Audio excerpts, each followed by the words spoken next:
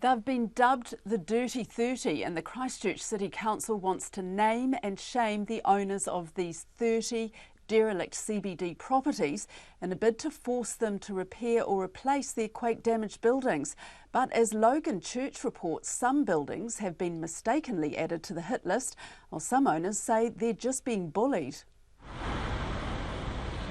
Councillor Jamie Goff is pushing for the owners of 30 derelict buildings, which he calls the Dirty 30, to be shamed publicly and forced to repair or replace their earthquake-damaged buildings. Some people feel that they're being threatened by the council. Good, they are being threatened by the council. If they have genuinely got an insurance payout and they can't be bothered contributing to the rebuild, I hope they feel threatened because they deserve to be. They're actually letting our entire city down, and most people really want to see the city rebuilt well, and most people are actually doing their fair share of it. At a meeting yesterday, the council agreed to target the owners of buildings which it believes are hindering the city's rebuild. But some feel they are being treated unfairly. The Christchurch Heritage Trust owns the Trinity Church and Shan's Emporium on Manchester Street. Its chairperson, Anna Chryson, says those buildings have been almost completely restored, and she doesn't understand why they are on the list. I feel not only let down, but I feel insulted. We are a small, private,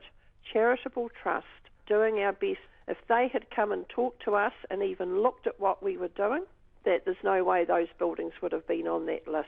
Anna Chryson says the trust received a letter from the council 10 days ago, threatening increased fees for encroaching onto the pavement, legal action and media coverage. RNZ News has obtained a copy of the letter, and in it the council's head of urban design, regeneration and heritage, Carolyn Ingalls, says their buildings are undermining confidence in the central city. But the council's strategy general manager, Brendan Anstis, maintains the letter is not aggressive. The letter's not threatening, so suggestions that the kind of letter calls building owners stubborn are simply incorrect. So that's not in the letter. So I know that the media has portrayed that being in the letter. I can categorically say that's not in the letter. Okay, so you would categorically say that this letter is in no way at all threatening? What I can tell you is that the letter's factually correct.